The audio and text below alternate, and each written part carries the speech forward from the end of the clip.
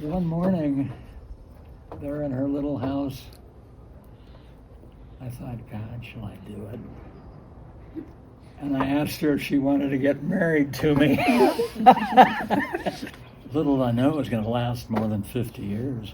Oh, we were going to last this long.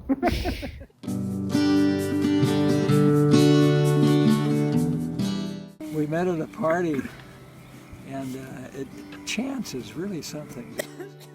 First of all, we both had to decide to go to the party, and then at the party, I had to decide to go over and talk to this cute girl. And so Dorothy shows up at the party, and I show up at the party.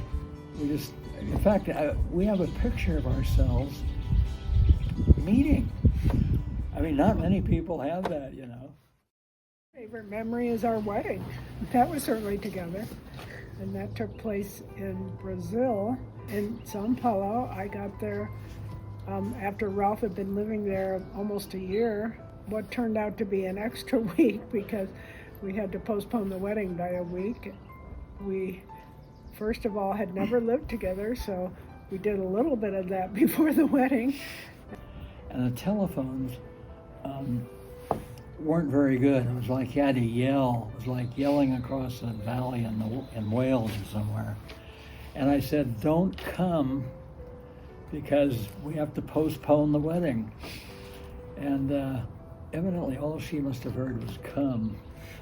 She ends up in the office, you know, this woman walks into the office and she was so out of context at first, I didn't even know it was Dorothy. And luckily out at the airport, she couldn't speak any Portuguese.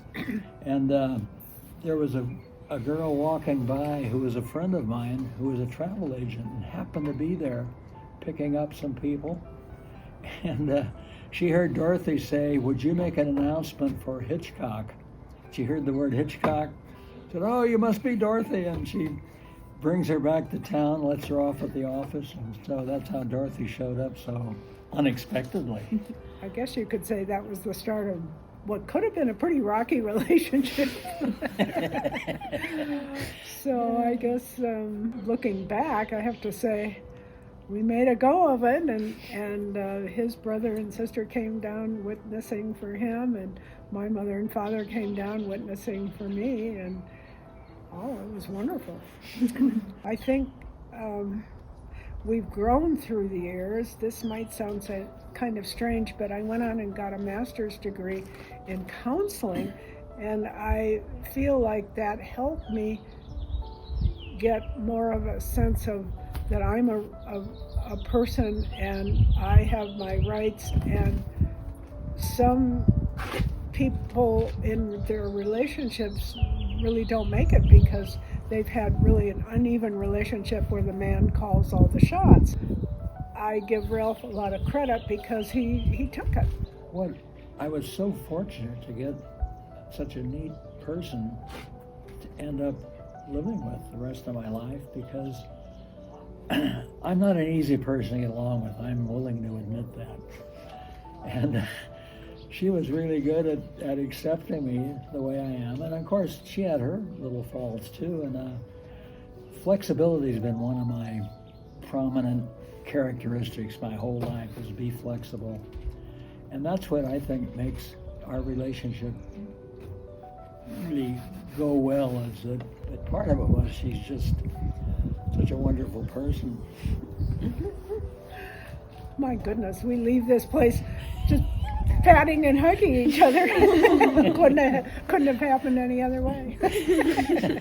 It wasn't a case of love at first sight. That's why it took 2 years for us to say, I think we would make a good couple. Let's merge our relationship. So it just seemed to be something where we just grew together. Mm-hmm. And I think it makes us, I think our kind of relationship growing to love each other and then deciding to get married, it makes for a better marriage, I think, than love at first sight. I just want to comment on that because I was a public health nurse, and one of our jobs, both in Oakland and here in Nevada County, was to go out and visit new moms. Usually they were lower socioeconomic.